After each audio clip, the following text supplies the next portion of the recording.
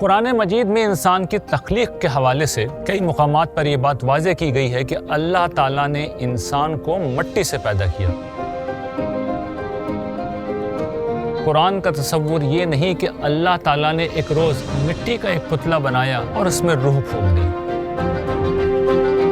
یہاں اس حقیقت کا سمجھنا بھی ضروری ہے کہ یہ سائنس کا دائرہ کار ہی نہیں کہ وہ خدا کے وجود کا انکار کرے۔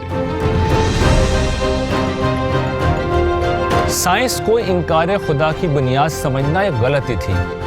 دوسری طرف نظریہ ارتقاء کے حاملین کا خیال ہے کہ انسان اور چمپینزی کسی ایک ہی جانور کی ارتقائی شکلیں ہیں۔ ایک دوسری رائے یہ ہے کہ آدم پیدا ہوئے وہ تو مٹی سے پیدا ہوئے، لیکن خود انسان کے اندر ارتقاء ہوا ہے۔ پہلے مرحلے میں تو اللہ تعالیٰ نے انسان کا حیوانی قالب بنایا، اور حیوانی قالب میں ظاہر ہے وہ شخصیت نہیں تھی جو آدم و حوا کو دی ہے۔ جو چیز قرآن کے خلاف ہے وہ کوئی مسلمہ سائنسی حقیقت نہیں، بلکہ کچھ مشاہدات کی بنیاد پر کیا جانے والا ایک انسانی قیاس ہے۔